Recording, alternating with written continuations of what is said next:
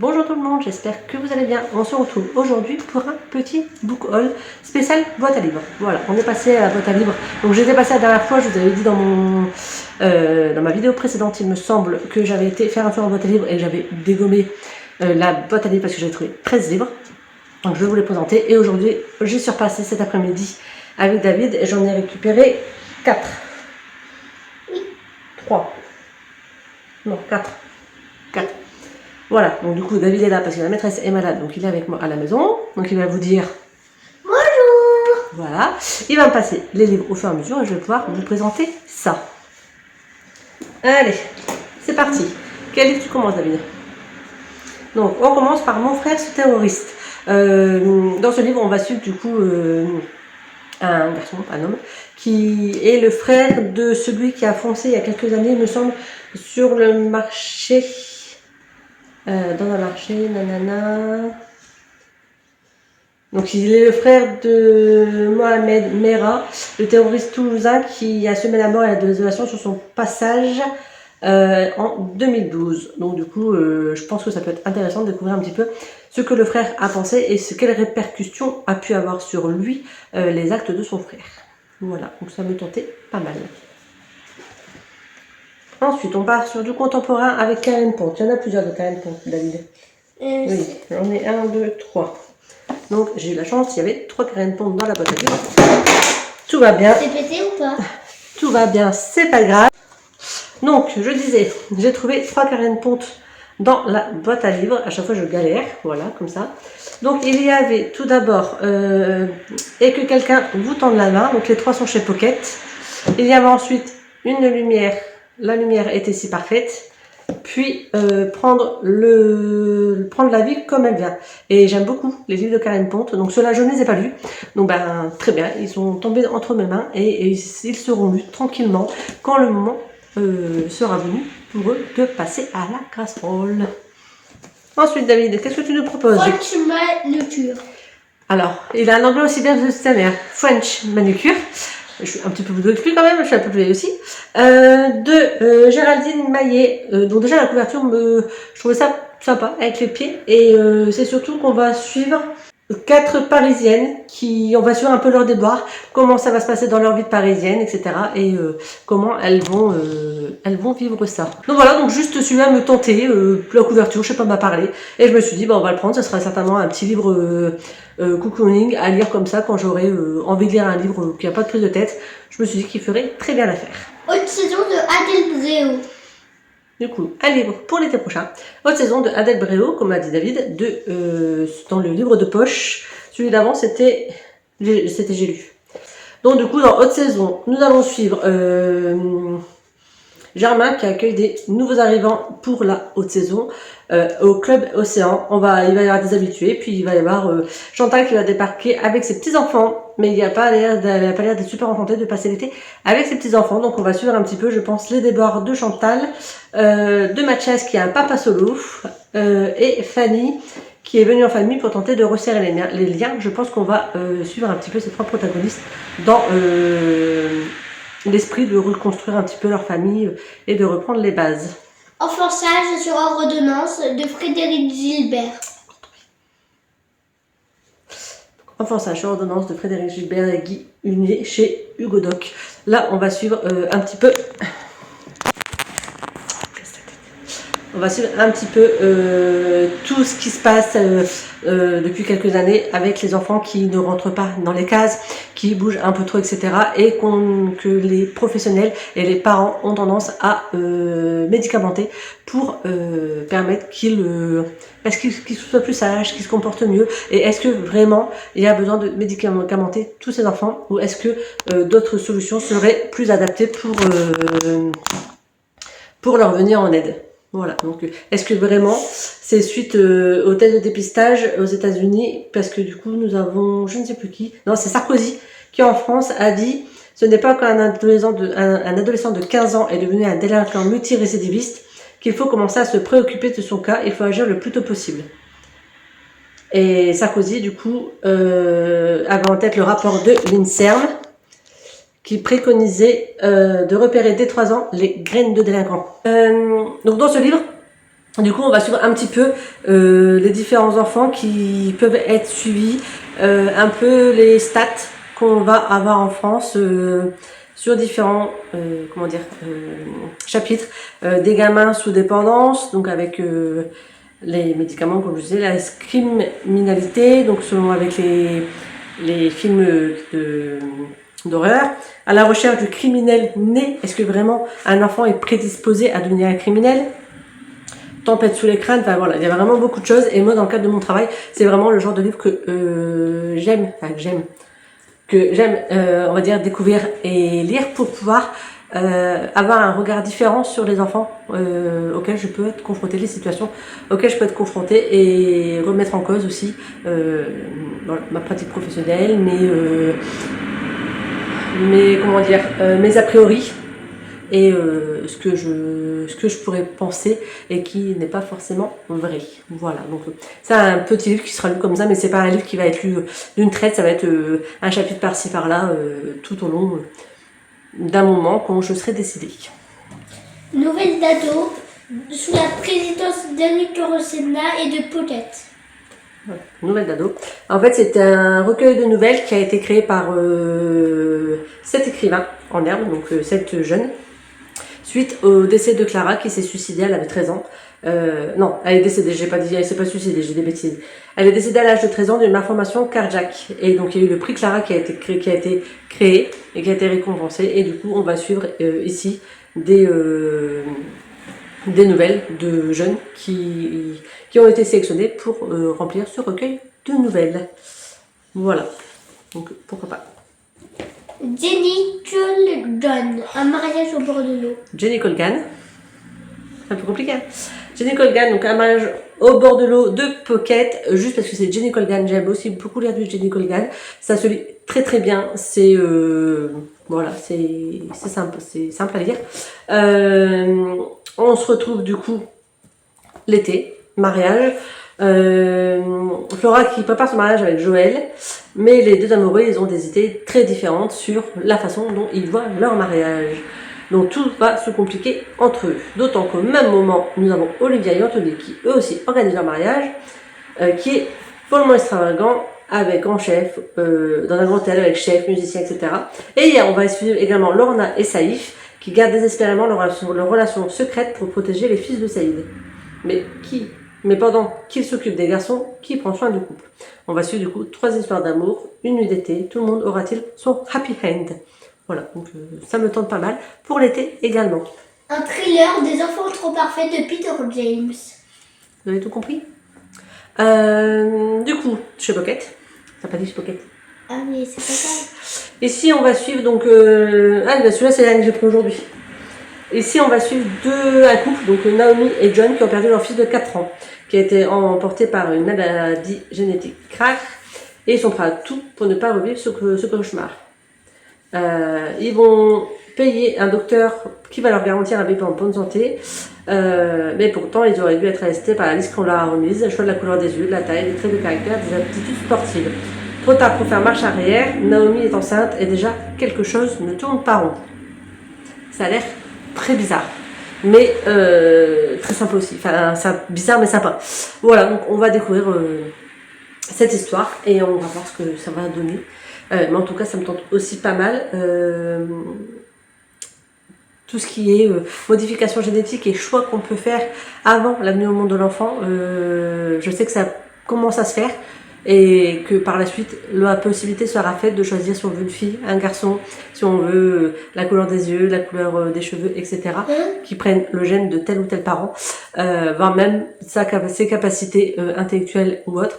Et c'est quand même très bizarre, parce qu'en fait le but de faire un enfant, c'est d'avoir qu'il ait sa propre personnalité, qu'il soit lui-même. Et voilà, donc il me tente pas mal. Atlantis de Christine et Madeleine Ferré-Fleury à l'héritière. Donc, Atlantis, chez Hachette. Nous allons suivre du coup Adèle Pullman qui a perdu ses parents, qui vit maintenant dans le grenier du sinistre orphelinat. Et elle va faire 2 découvertes dans ce grenier. le premier, le carnet de son père, le premier, le carnet de son père, et ensuite le deuxième, c'est un médaillon aux étranges pouvoirs qui lui permet de basculer dans un autre monde.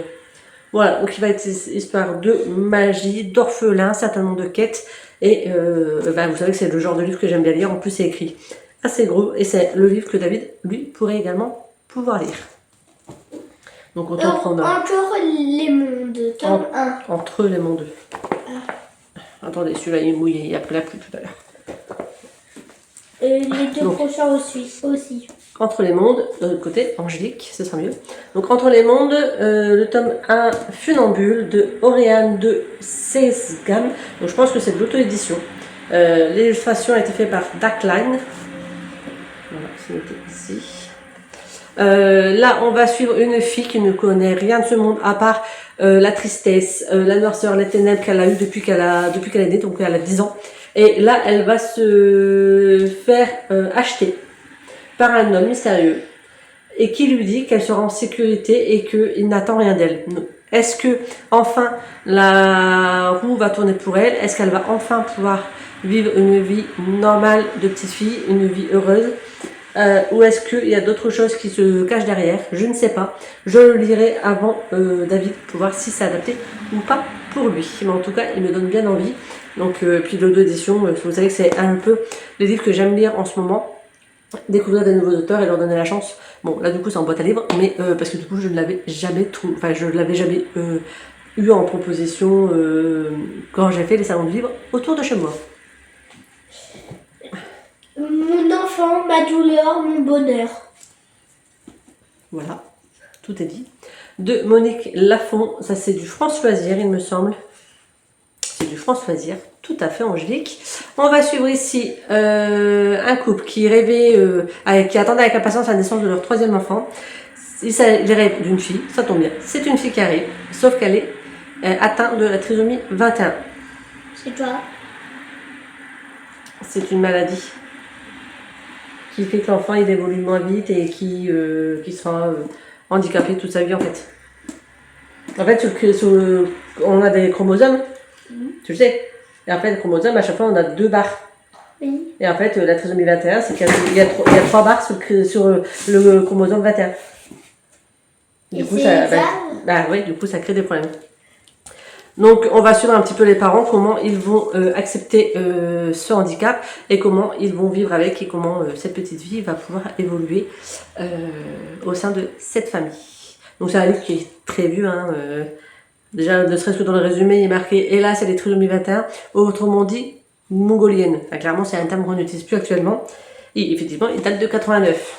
Donc, voilà, c'est un sujet qui existe toujours, parce que des personnes atteintes de trisomie 21, il en est encore, même s'il y a beaucoup de progrès médicaux qui sont faits pour essayer de les détecter et de pouvoir, si les parents le souhaitent, éviter la venue au monde d'un enfant handicapé.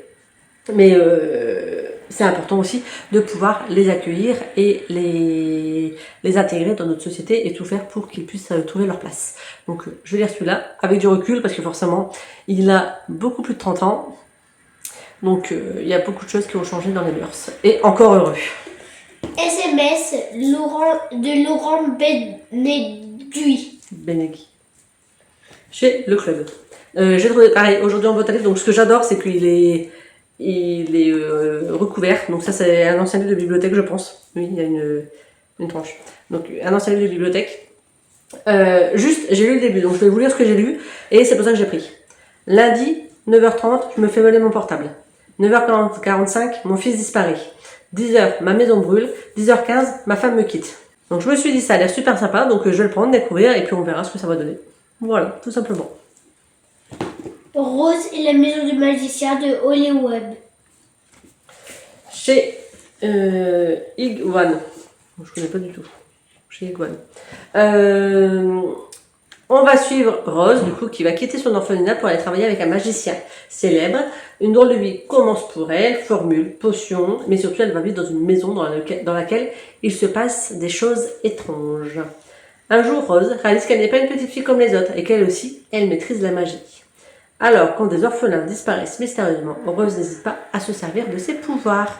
Donc on est également, il me semble, sur un livre jeunesse, oui, un livre jeunesse, qui sera lu et qui pourra, si David le souhaite, être lu par lui également. La couverture est très rose, hein, très girly. Hein.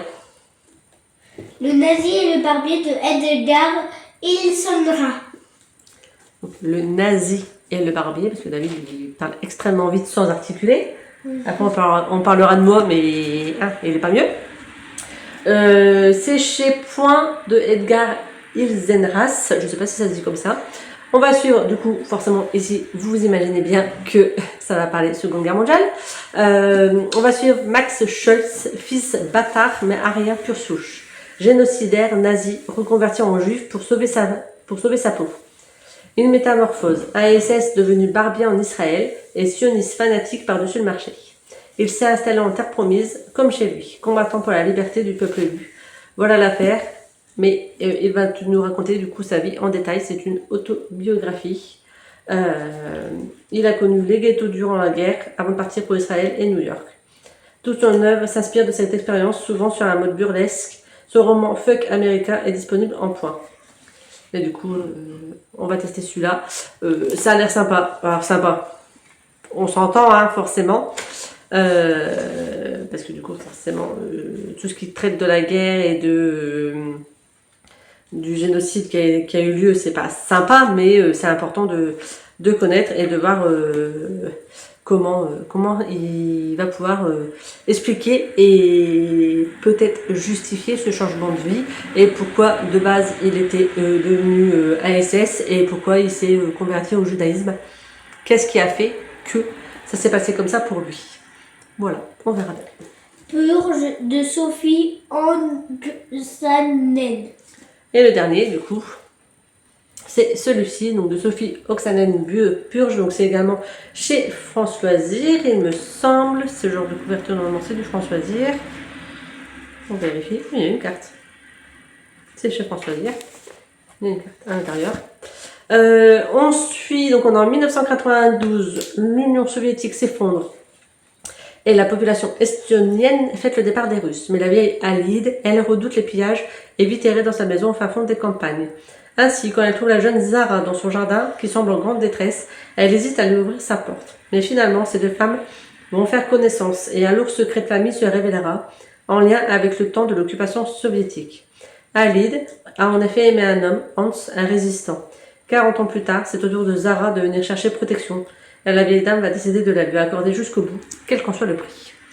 Voilà, donc c'est une histoire dans l'histoire, avec un grand H, que je ne connais pas, donc pourquoi pas, une histoire de femme, une histoire de résistance, une histoire de très certainement de liberté, de choix. Donc il me tentait également. Et voilà, c'est tout. Le dernier livre. Et voilà, c'est tout pour l'instant. C'est pas mal. Je vais pouvoir mettre mon cahier de livres qui arrivent dans la bibliothèque à jour, remettre tout ça dans la bibliothèque. Et voilà. En tout cas, j'espère que cette vidéo vous a plu. S'il y a des livres que vous avez déjà lus, que vous avez aimés ou pas, dites-le moi en commentaire pour m'inciter à les lire ou me freiner. On va éviter de me faire freiner dans ma lecture, mais en tout cas m'inciter à lire des livres. S'il y en a d'autres que vous avez hâte d'avoir mon retour, n'hésitez pas à me le dire aussi, ça me poussera à les sortir plus rapidement. Voilà, donc sur ce, j'espère que la vidéo vous aura plu, je vous souhaite de bonnes lectures et je vous dis à très bientôt pour une autre vidéo. Ciao.